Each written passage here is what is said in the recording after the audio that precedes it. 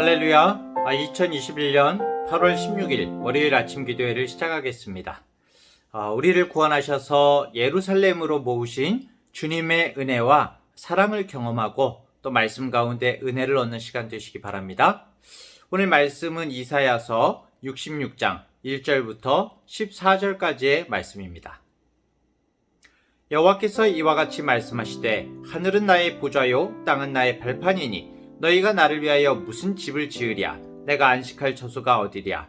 나 여호와가 말하노라. 내 손이 이 모든 것을 지었으므로 그들이 생겼느니라. 무릇 마음이 가난하고 심령에 통회하며 내 말을 듣고 떠는 자 그 사람은 내가 돌보려니와 소를 잡아 드리는 것은 살인함과 다름이 없이 하고 어린 양으로 제사 드리는 것은 개의 목을 꺾음과 다름이 없이 하며 드리는 예물은 돼지의 피와 다름이 없이 하고 분향하는 것은 우상을 찬송함과 다름이 없이 행하는 그들은 자기의 길을 택하며 그들의 마음은 가증한 것을 기뻐한즉 나 또한 유혹을 그들에게 택하여 주며 그들이 무서워하는 것을 그들에게 임하게 하리니 이는 내가 불러도 대답하는 자가 없으며 내가 말하여도 그들이 듣지 않고 오직 나의 목전에서 악을 행하며 내가 기뻐하지 아니하는 것을 택하였음이라 하시니라.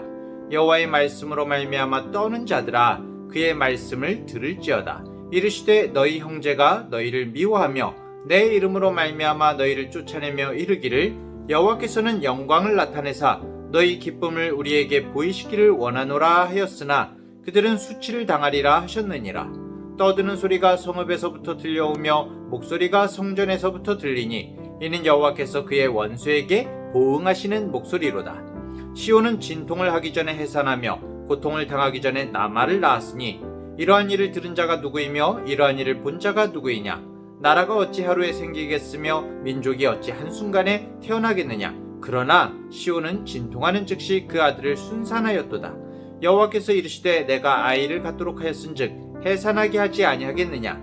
네 하나님이 이르시되 나는 해산하게 하는 이인즉 어찌 태를 닫겠느냐 하시니라. 예루살렘을 사랑하는 자들이여 다 그 성읍과 함께 기뻐하라.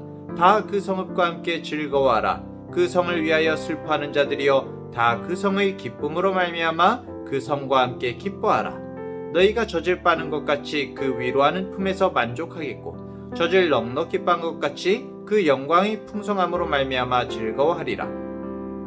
여호와께서 이와 같이 말씀하시되 보라 내가 그에게 평강을 강같이 그에게 문 나라의 영광을 넘치는 시내같이 주리니 너희가 그 성읍의 젖을 빨 것이며 너희가 옆에 안기며 그 무릎에서 놀 것이라. 어머니가 자식을 위로함같이 내가 너희를 위로할 것인즉 너희가 예루살렘에서 위로를 받으리니 너희가 이를 보고 마음이 기뻐서 너희 뼈가 연한 불의 무성함 같으리라. 여호와의 손은 그의 종들에게 나타나겠고 그의 진노는 그의 원수에게 더하리라. 아멘. 성경 66권은 하나님의 창조와 인간의 타락 그리고 결국 하나님의 은혜로 인간을 다시금 되찾으시는 구속의 이야기로 이루어져 있습니다. 그런데 이 이사야서의 마지막 장인 우리가 오늘 66장을 보고 있죠. 이 66장 역시 창조와 인간의 죄 그리고 다시금 구속하시는 어떻게 보면은 미니 구속사의 틀을 가지고 있거든요. 어찌 보면은 이사야서의 마지막 장이 하나님의 뜻에 대한 전체 성경을 요약하고 있다고 볼 수가 있습니다. 한마디로 하나님 앞에 온전하지 못한 악인에게는 심판이 있고 그리고 하나님의 신실한 자들에게는 구속과 회복이 있다는 말씀입니다.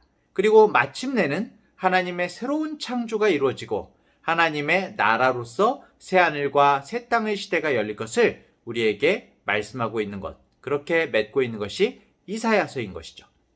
자, 먼저 오늘 읽은 1절은 하나님이 얼마나 크신 하나님이신지 우리의 그 인식과 한계를 벗어나신 분이라는 것을 말하고 있는데요. 여호와께서 이와 같이 말씀하시되 하늘은 나의 보좌요 땅은 나의 발판이니 너희가 나를 위하여 무슨 집을 지으랴 내가 안식할 처소가 어디랴 그렇게 말씀하고 있습니다. 하나님께서 하늘이 자신이 앉는 의자가 되고 그리고 땅이 발받침대가 된다고 말씀하십니다. 우리는 그 하나님에 대해서 아주 쉽게 입으로 언급하고 대략적으로 떠올리지만은 하나님은 우리의 상상을 초월하시죠. 우리의 생각 속에 다 담을 수 없을 정도로 놀라우신 분이 바로 하나님이신 겁니다. 우리가 영이신 하나님을 볼 수는 없지만 주님께서 지으신 모든 만물과 피조물들을 통해서 주님의 능력과 은혜의 범위를 가늠해 보곤 하는데요. 여기 말마따나 하나님께서는 사람의 손으로 지어진 작은 성전 안에 그냥 머물러 계신 분이 아님을 알 수가 있습니다. 여기는 이제 너희가 나를 위하여 무슨 집을 지으랴, 내가 안식할 처소가 어디랴, 그렇게 말씀하고 있죠.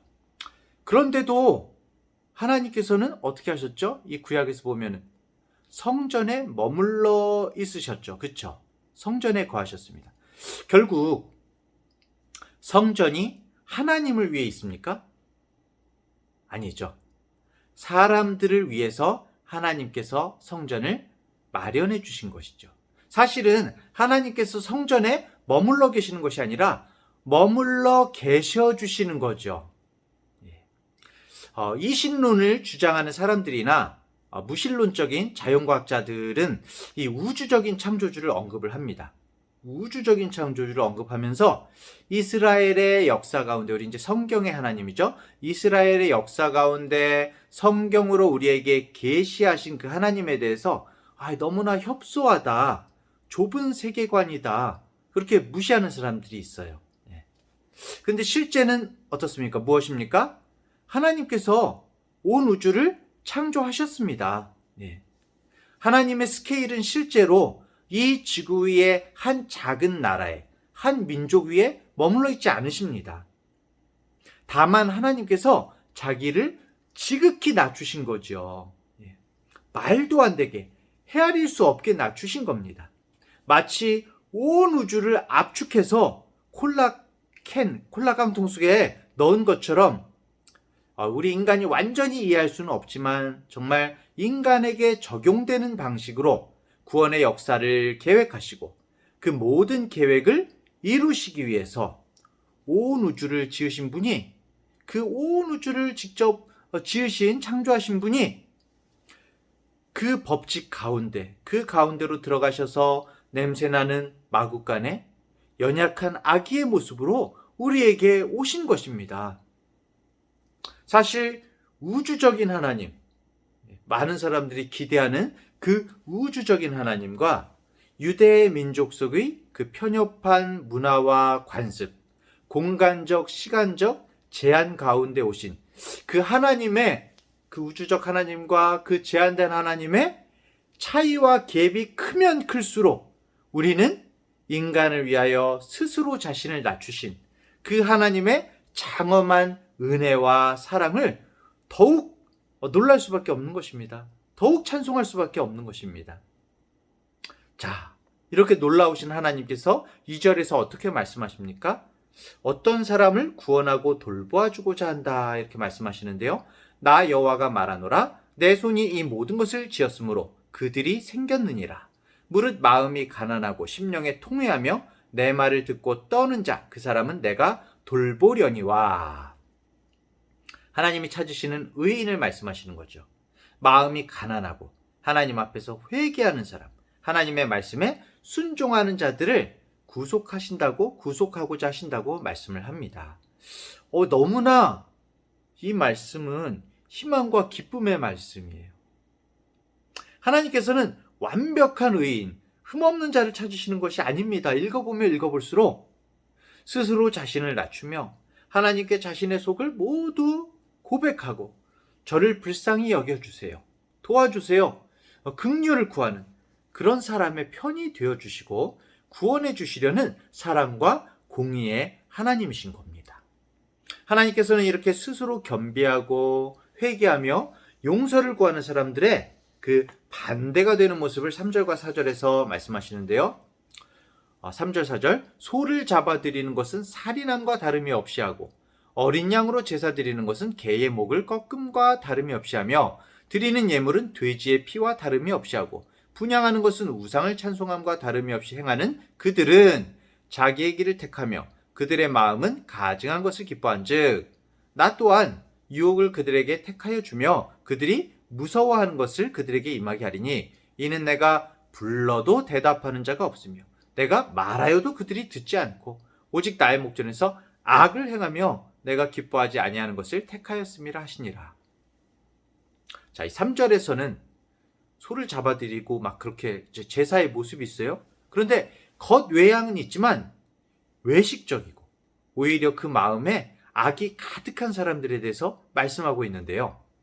소를 잡는데 하나님 앞에 드리는 마음이 아니라 이 제물을 하나님 앞에 드린다 이런 마음이 아니라 사람을 죽이는 악함으로 그 마음에 미움과 자신의 욕심이 가득한 마음으로 하나님은 그 마음속에 하나도 없어요. 사람을 죽이는 악함으로 소를 잡아들이고 겉으로는 어린 양의 제물을 드리지만 그 마음은 개의 목을 꺾는 것처럼 완전히 헛되고 잘못된 것들이 마음에 가득 차 있는 것이죠. 잘못된 마음과 외식적인 예배를 하는 자들에 대해서 말씀하고 있습니다. 안타깝게도 우리의 마음도 때때로 이런 것들로 채워질 때가 있죠.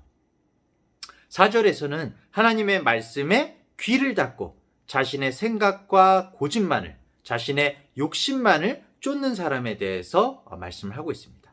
결국 어떻습니까? 겉으로 우리가 아무리 격식을 갖추고 화려하고 아름다운 예배를 드릴지라도 우리의 마음이 악한 것으로 가득 차 있다면, 예배가 형식적이고 가식적이라면, 우리 마음 가운데 하나님이 없다면 오히려 커다란 문제인 것입니다. 사실 아예 말씀을 모르는 사람보다 더 심각한 사람이 말씀을 난 다 한다, 하나님을 믿는다 하면서도 믿는 자로서의 모습과 그 순종이 나타나지 않는 사람이 안타까운 것입니다. 아무리 큰 죄악을 지은 자라도 하나님 앞에서 눈물로 호소하면은 주님께서 들어주시는 하나님이신데, 겉과 속이 다른 사람은 하나님 앞에 온전히 설 수 없다는 것이죠. 오히려. 자, 5절은 하나님을 믿는 사람을 핍박하고 오히려 하나님을 믿는 사람들에게 이렇게 말한다는 것이죠. 하나님께서 너에게 뭘 해주시는데 믿냐? 예수 믿어서 좋은 게 뭐냐? 이렇게 조롱하고 교만한 자들에게 주시는 말씀입니다. 그들은 모두 수치를 당할 것이다, 이렇게 말씀하시죠. 이 사람들은 모두 세상의 중심에, 이 세상이라는 태양계의 중심에 자신을 두고 있는 사람들이에요. 하나님조차도 자신을 위해서 나를 둘러싸고 회전을 하고 있다고 생각을 해요. 자신을 위해, 하나님조차도 자신을 위해서 그냥 이용할 대상으로 보는 거죠. 안타까운 것은 교회 안에도 우리 가운데에도 이런 사람이 있을 수 있다는 것입니다. 아무리 봐도 하나님께서는 정말 죄인을 불쌍히 여기시되 죄를 짓고 뉘우치지 않는 자들을 미워하심을 볼 수가 있습니다. 죄를 지을 수가 있습니다. 우리는 아직까지도 이 세상 가운데 있고 연약함 가운데 있습니다. 하지만 우리가 죄를 지었을 때 주님 앞에 통회함으로, 안타까움으로 그 죄를 가지고 나아가야 되는데, 죄를 짓고 뉘우치지 않는 자들, 그들을 주님께서는 미워하신다, 이렇게 나타나고 있습니다. 자, 그리고 오늘 말씀은 결국 하나님께 호소하며 불쌍히 여기심을 받은 자들이 예루살렘으로 들어가게 되는데, 이 예루살렘이 뭡니까? 바벨론에서 돌아오는 자들에게 이제 회복되어지는 그 예루살렘, 그 시대의 그 도시 예루살렘이 될 수도 있겠지만, 오늘 이사야가 우리에게 말씀하고 있는 이 예루살렘은 하나님께서 새 하늘과 새 땅으로 회복시키신 교회이고, 그쵸, 교회이죠. 모든 성도들을 어머니로서 품을 그런 예루살렘인 것이죠.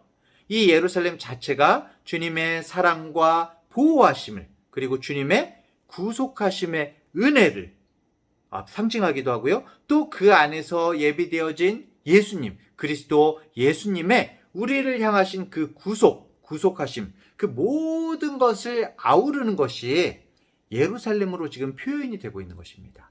예루살렘으로 들어와라, 예루살렘 안에 거하라. 그것이 바로 구원 안에 있는 우리를 말씀하고 있는 것이죠.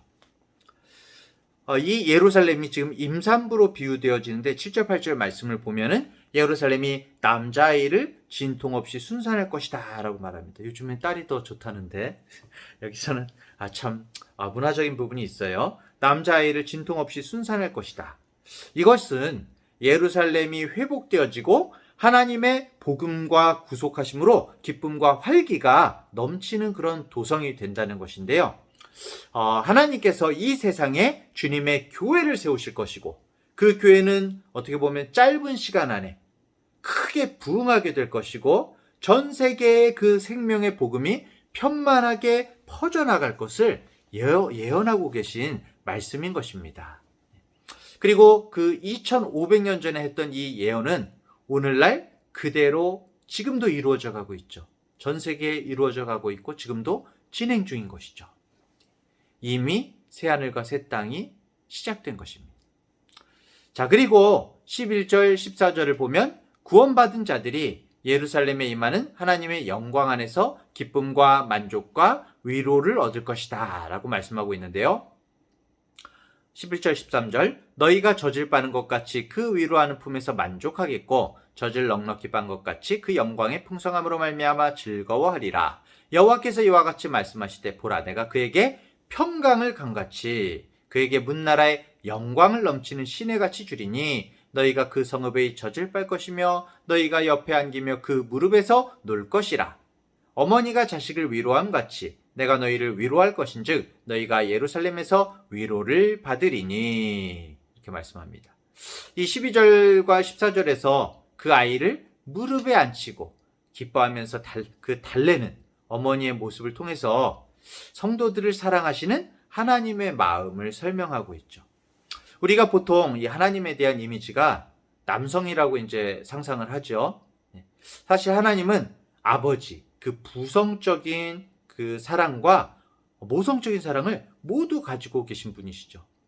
이제 어떤 일부 이단에서는 이거 가지고 이제 엉뚱한 얘기 하잖아요. 뭐 어머니 하나님 막 이렇게 얘기를 하는데 어머니 하나님 뭐 그런 이야기의 성격이 틀리다는 것이 아니라 그들은 엉뚱한 그 목적을 가지고 그렇게 이야기하는 것이죠. 교주를 이제 올리기 위해서 그렇게 얘기를 하는데 하나님께서는 분명히 부성적 사랑과 모성적 사랑을 다 가지고 계시죠. 사랑하는 중앙대학교의 성도 여러분, 하나님은 오늘 말씀으로 우리가 보다시피 지금도 진실된 예배자를 찾고 계십니다.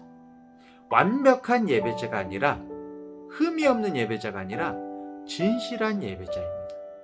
하나님의 구원, 예루살렘 안에 거하는 이 진실한 예배자는 마음이 가난하고 심령에 죄가 있을 때마다 심령에 통회하면서 하나님께 부르짖고 또 하나님의 말씀을 듣고 두려워하면서 순종하는 사람입니다. 이런 사람을 하나님께서 찾고 계시죠. 우리 모든 대학교의 식구들이 하나님의 영원한 은혜를 받아 누리기 위해서 우리의 중심을 매일매일 이 말씀으로 점검하기를 원합니다. 우리가 하나님의 백성이라는 분명한 정체성을 갖고 새하늘과 새 땅을 소망하며 진실한 마음과 말씀에 순종하는 삶을 통해서 하나님의 기쁨이 되는 삶을 살아가는 우리 모든 성도님들이시기를 정말 축복합니다. 기도하겠습니다. 하나님 아버지, 우리를 사랑하셔서 이 땅 가운데 예수 그리스도를 보내주시고 그분을 믿음으로 말미암아 우리를 구원하여 주시고 하나님의 자녀로 삼아주심을 감사드립니다. 우리가 하나님의 자녀라고 정말 말하면서 스스로 거룩하고 구별되게 산다고 했지만 여전히 외식을 범하고 세상의 우상들을 살아갈 때가 너무나 많음을 고백합니다. 우리를 용서하여 주시옵소서. 마음이 가난하고 심령에 통회하며 하나님의 말씀을 듣고 떠는 자, 그 사람을 주께서 돌보신다고 하셨사오니 저희들이 정말 가난한 마음으로 주 앞에 나오게 하시고 두려운 마음으로 주님의 말씀을 받아 순종할 수 있도록 성령님께서 붙들어 주시옵소서. 힘들고 지친 우리 인생의 길에 때때로 어머니처럼 위로하시고 품어주시는 그 주님의 손길을 느끼며 오늘도 위로와 용기를 갖게 하여 주시옵소서. 우리가 늘 하나님만을 바라보며 하나님께서 우리에게 맡겨주신 사명을 삶의 자리에서 끝까지 잘 감당하게 하시고 함께 하나님 나라를 향하여 나아가는 저희들이 되기를 원합니다. 붙들어 주시옵소서. 예수님의 이름으로 기도합니다. 아멘.